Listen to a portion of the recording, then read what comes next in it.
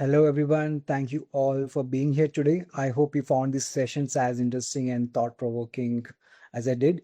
We started this morning with a clear point from the keynote, from the Sanjos keynote. This test center was never really secure, it was simply not being watched closely enough.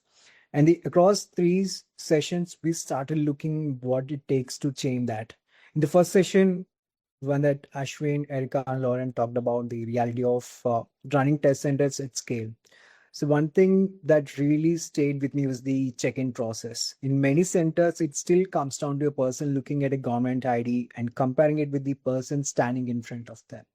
That process haven't changed in 10 years, but threat has changed. Now you can see AI-generated fake IDs are getting cheaper, better, and easier to make. So we are trying to deal with a modern threat using a process that is more than 10 years old. Eric also shared that ASIS had three of its four exams found online in the last couple of years. And from September, they're pulling back from remote proctoring and moving candidates back to test centers. And that is a big decision. So, but moving back to test centers does not mean we are automatically safe. It simply means we are dealing with a different set of risks. And that was focused in second session. So Steve, Charles, and Michael highlighted four major risks. Devices being brought into the room, identity checks that depends too much on human judgment, you can see insider collision and content leaks. Michael also made an important point about proxy testing. It does not sound very high tech, but it can be very simple.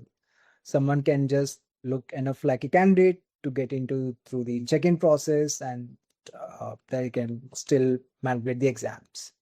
And that brings us to the third session. Ada, Bridget, and Raju asked an important question. What should be the modern test center actually look like? For high-stake exams, especially in healthcare, licensing, and immigration, the cost of getting it wrong is simply too high.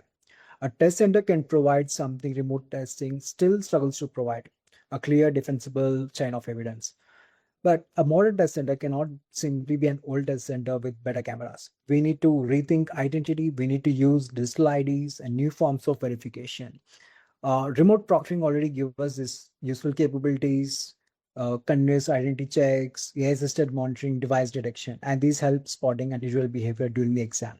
The question is, why should these capabilities stay limited to remote exam? We should bring some of them into a test center as well. Because as Ada pointed out, proxy testing is not just only a check-in problem. It can happen during any point during exam. That means we need to keep watching, not just check once and move on. And finally, I think there was one message that came across all three sessions. Security is not just about having the right technology. It is about preventing problems, detecting them when they happen, and making sure everyone understands the risks. And that brings me back to Bridget said, we should never choose speed over security.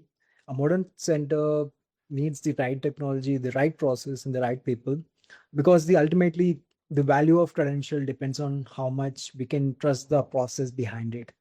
And thank you all for your wonderful contribution, and we hope you have enjoyed the discussions today.